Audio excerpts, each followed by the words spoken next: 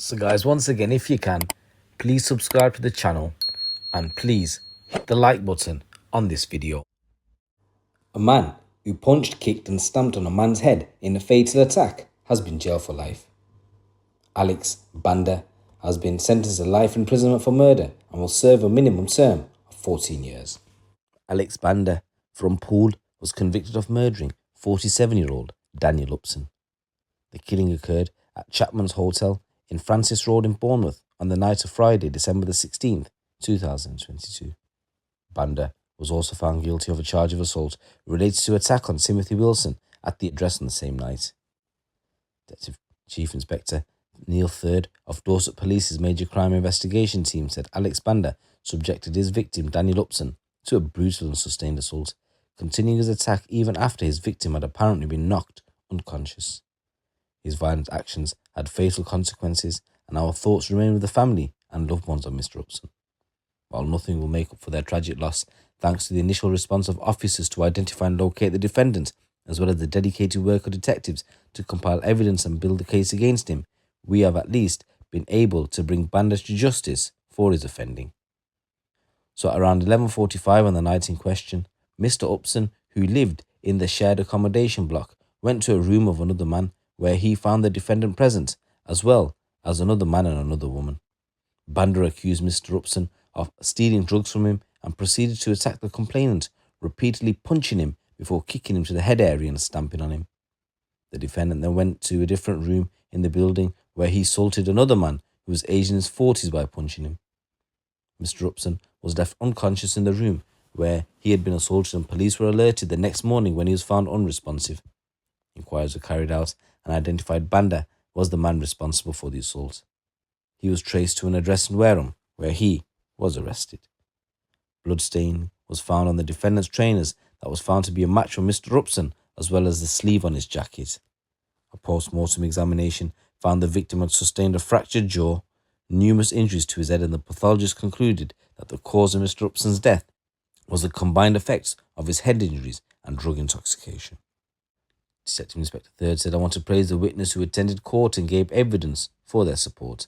I would also like to thank the CPS for their assistance in bringing the case against the defendant and securing these convictions." In another news story, a drug courier who delivered cocaine and carried cash for a huge crime gang based in Buckinghamshire has been jailed. Mandeep Kaur made journeys for a group responsible for supplying cocaine across the country. During the trial, Kaur was found to have delivered a kilo of cocaine on June the 13th, 2020. When she was arrested 3 days later, she was carrying a bag containing £50,000.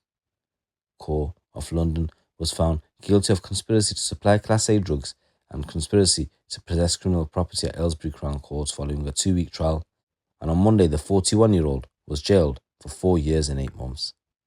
The investigating officer, Detective Constable Dale Lester of the South East Regional Organised Crime Unit, said Kaur's involvement in the organised crime group in this case was significant.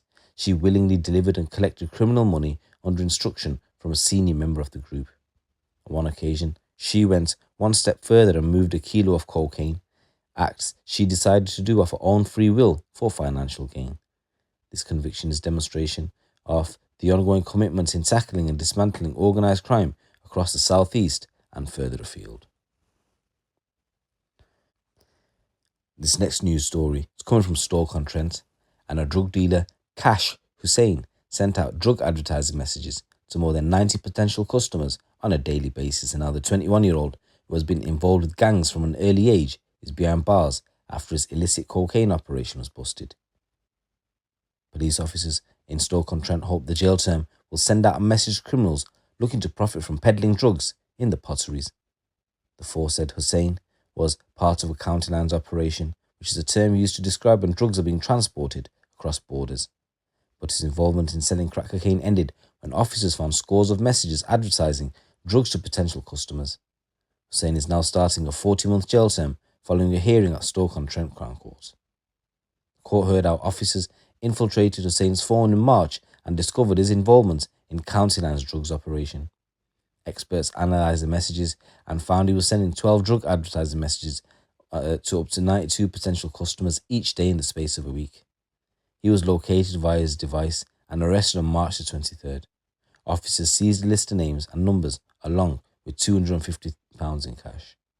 He went on to plead guilty to being concerned with the supply of Class A drugs, and the latest sentence comes after he was previously sentenced to 3 years detention in a young offenders institution in 2020. During the hearing, the court heard Hussein glamorized a gangster lifestyle. Speaking after the case, Sergeant Mark Proctor from Stoke-on-Trent's Harm Reduction Hub welcomed the sentence. He said, Hussein is a repeat offender who we have been working with to try and help get his life back on track. However, his latest offending shows how he continued to be involved in the counter-dance drug dealing, openly advertising drugs for sale to his contacts repeatedly throughout March. I am pleased Hussein admitted his offending and that we were able to prove his blatant involvement in organised drug supply. And I hope this custodial sentence reminds all those involved in serious criminality that we are watching and we will bring you to justice. And in another story come from London ways, a man who bottled someone outside King's Cross Station in an unprovoked attack has been jailed for 3 years. Trey Bjorn Tigui Robertson is 28, pleaded guilty to GBH at the Inner London Crown Court, and he then returned to the same court on yesterday, where a judge sentenced him to 3 years and 4 months in prison. Shortly after midnight on May the 9th, 2022, Robertson followed the victim through the ticket barriers at King's Cross and began peppering him with abuse. He continued shouting and said, "Come outside," but the victim refused. He then threw a glass bottle at the victim, which narrowly missed him and smashed on the station floor. Moments later, he pulled a second glass bottle out of his pocket and smashed it over the victim's head. British Transport Police officers responded to reports of the assault, arrested Robertson and transported him to police custody. The victim was rushed to hospital where he received treatment to 2 lacerations on his head and his wounds required 10 stitches in total. British Transport Police Inspector Neil McGrath said this was an abhorrent attack during which Robertson subjected the victim to an onslaught of abuse before showing his true colours as a violent individual. There is simply no place on the rail network for offenders to display violence in this way, and I am pleased our investigation has resulted in Robertson spending his immediate future behind bars. And in a new story coming from Northumbria ways, and a killer who sparked a national manhunt after taking the life of a much-loved Sunderland man has been convicted of murder. Alexander Carr appeared at Newcastle Crown Court where he pleaded guilty to murdering Michelle Hanson. The 33-year-old became the prime suspect in the case after he was the last person to be seen with a mother of 3 at her flat on December the 1st last year.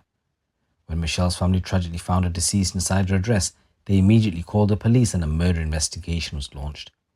Investigating officers found a number of discarded knives as well as a forensic evidence pointing to Carr at the scene. Extensive inquiries were carried out to trace Carr, who was actively evading arrest, and on December the 6th, his image was circulated as part of a wanted appeal, with the public asked for their assistance to help locate him. Following an 18-day manhunt, officers travelled to London with the assistance of the Met Police, followed up on a report of a possible sighting which led them to a tent pitched on a railway embankment near Upper Holloway train station. When officers swooped into the tent, they found Carr inside the tent in possession of a hunting knife. He was swiftly detained and taken into custody and later charged with Michelle's murder.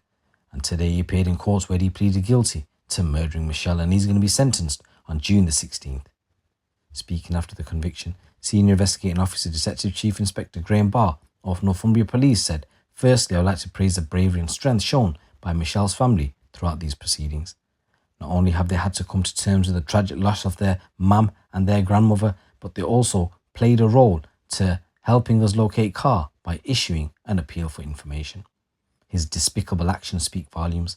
Carr murdered Michelle and then fled down south and went into hiding so he could not be held accountable. He was hiding in a little tent, but we found him.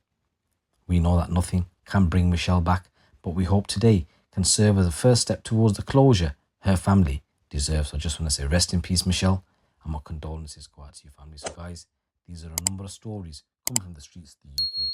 It's your boy GC. Keep it locked, keep it real.